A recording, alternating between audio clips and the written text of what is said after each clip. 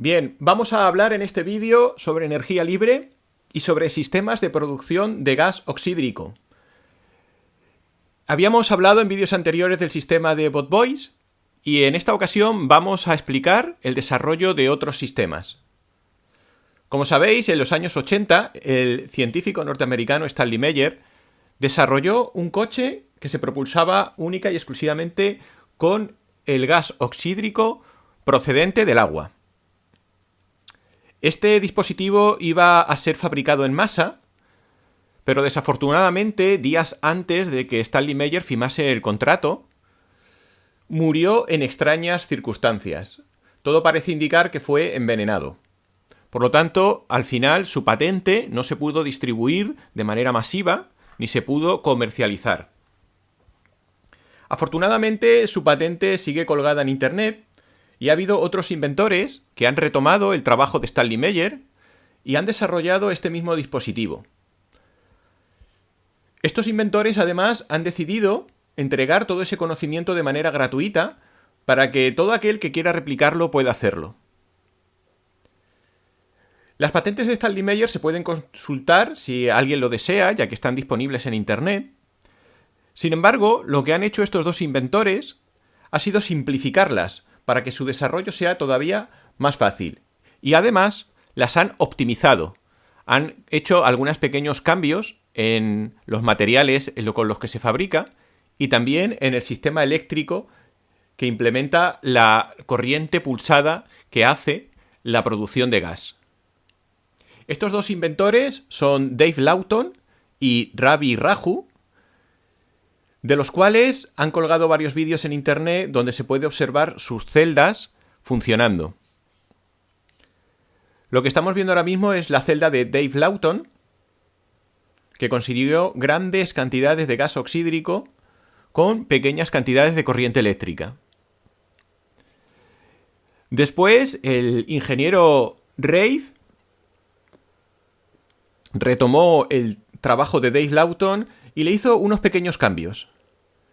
Su celda presenta 9 tubos, a diferencia de la de Dave Lawton, que es solamente de 6 tubos. Y además presenta unas pequeñas variaciones en cuanto al diámetro de los mismos. Tenemos que decir que este sistema, el sistema de Meyer, no se podría considerar desde el punto de vista de la física como un sistema basado en electrólisis, puesto que tiene algunas diferencias. En primer lugar, no se necesita ningún electrolito, como sí se necesitaba en otros sistemas como la pecera de Bot Boys. Al mismo tiempo, el agua no se calienta ni recibe corriente. Podríamos decir que la manera en que se separa el gas oxídrico del agua se hace de una forma distinta. Y además, todo el trabajo se hace única y exclusivamente usando voltaje, mediante potencial de voltaje. Bueno, aclarado estos pequeños puntos, lo que vamos a hacer a continuación es explicar el desarrollo de este sistema, tal y como lo han explicado Dave Lawton y el ingeniero Ravi. Bien, el primer paso es explicar cómo se debe construir la parte de electrolizador, la parte de los tubos.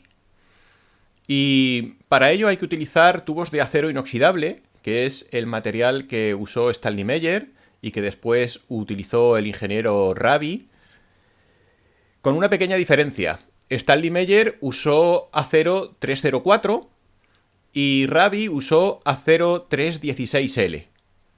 Existen distintas aleaciones de acero y cuando vayamos a buscar los tubos para fabricar el invento tenemos que tener muy en cuenta cuál es la aleación de acero que estamos comprando, ya que hay algunas con las que no vamos a tener resultados óptimos.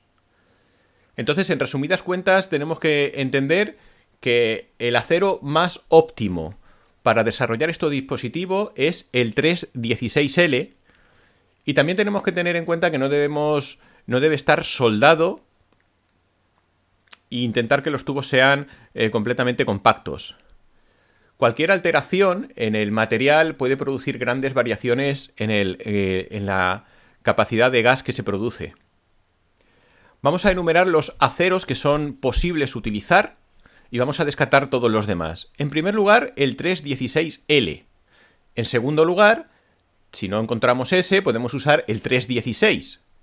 Después el 304L y después el 304. En principio vamos a desechar todo acero que no sea de estas aleaciones, ya que no tenemos experiencia y podría influir negativamente en el desarrollo del dispositivo. El segundo aspecto que tenemos que tener en cuenta es el diámetro y la separación y grosor de los tubos de acero. Cada pequeña variación en este espacio va a producir también diferentes comportamientos en la producción de gas. Dave Lawton utilizó un diámetro, longitud diferentes de los de Stanley Meyer, y Rabi utilizó un diámetro y longitud y separación de tubos diferentes de los de Dave Lawton. Cada uno ha conseguido diferentes cantidades de gas. Nosotros vamos a seguir los pasos del último de los ingenieros, que fue Rabi, y que ha sido el que ha conseguido optimizar la producción de gas. Bueno, las medidas que utilizó Rabi en los tubos fueron las siguientes. Aunque lo que voy a hacer es dejar toda esta información en la página web, donde vais a poder encontrar el enlace en la descripción, ya que son muchos datos y tenemos que tener en cuenta que no siempre vamos a poder encontrar el mismo diámetro, el mismo espesor y exactamente los mismos materiales. Por lo tanto, estamos expuestos a tener que hacer pequeñas variaciones en el diseño. En concreto, Rabi utilizó como diámetro exterior del tubo exterior 25,317 milímetros, con un espesor de 2,032 milímetros. Lógicamente, estas medidas va a ser muy difícil que las consigamos nosotros en nuestros proveedores. Por lo tanto, tendremos que estar expuestos a hacer pequeñas variaciones en el diseño y estar atentos a los resultados que pudiésemos obtener con esas variaciones. Voy a dejar las medidas exactas en el blog, que podéis encontrar el link en la descripción del vídeo, ya que creo que queda más claro poder ver todas estas medidas escritas y con el diámetro de los tubos. Lo único que voy a decir es que la diferencia y el espacio que había entre tubo y tubo era de 0,6 milímetros, lo cual hace que el ensamblaje de los mismos sea bastante complicado de llevar a cabo. El propio Rabi tuvo problemas, aun siendo ingeniero, para conseguir que todo el aparato quedase bien encajado.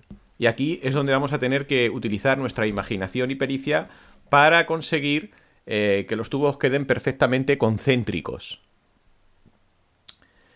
Bueno, lo que voy a hacer a continuación es explicar el siguiente proceso.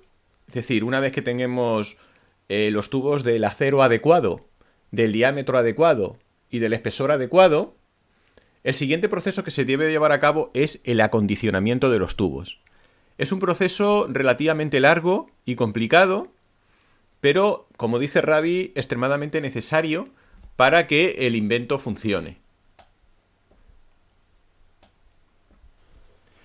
Bien, este acondicionamiento realmente tiene como dos fases: el preacondicionamiento y tratamiento de los tubos, y después el acondicionamiento en sí, que es crear encima de los tubos una pequeña capa, una pequeña nanocobertura, y ese acondicionamiento puede durar realmente semanas, ya que vamos a tener que inyectar los tubos en electricidad dentro de agua y se va a ir creando una pequeña capa, una nanocobertura. Pero primero vamos a centrarnos en el preacondicionamiento, que también se podría dividir en dos fases. En primer lugar, tenemos que cortar los tubos en la medida exacta y tenemos dos opciones: o comprarlos ya de esa medida o bien comprarlos y cortarlos nosotros. Después los vamos a tener que ensamblar y soldar las conexiones. Como podemos ver en la imagen, las conexiones irán por debajo del tubo para poder introducir la corriente y el pulso eléctrico. Y además vamos a necesitar también lijar y pulir muy bien los tubos de acero antes de ensamblarlos. Todo este trabajo de cortado, ensamblado y lijado se conoce como trabajo en frío. Una vez que hayamos terminado todo esto, vamos a tener que hacer un acondicionamiento en un horno de nitrógeno y argón. Para ello vamos a tener que llevarlos a una empresa que se dedique que disponga de estos hornos y le vamos a tener que indicar que queremos un acabado brillante del recocido en el horno de nitrógeno y argón. Cuando hayamos hecho todo esto ya tendremos los tubos listos para ser ensamblados y empezar el acondicionamiento, que es la creación de la nanocobertura. Bien, de momento creo que por este vídeo es suficiente. Voy a dejar más información en el blog. Hay mucha información y muchos datos técnicos que es mejor tenerlos por escrito. Y en próximos vídeos voy a seguir con lo que es la explicación de ese proceso de acondicionamiento, que nos puede llevar varias semanas, y con lo que es la parte eléctrica. Bueno, pues nos vemos en un próximo vídeo.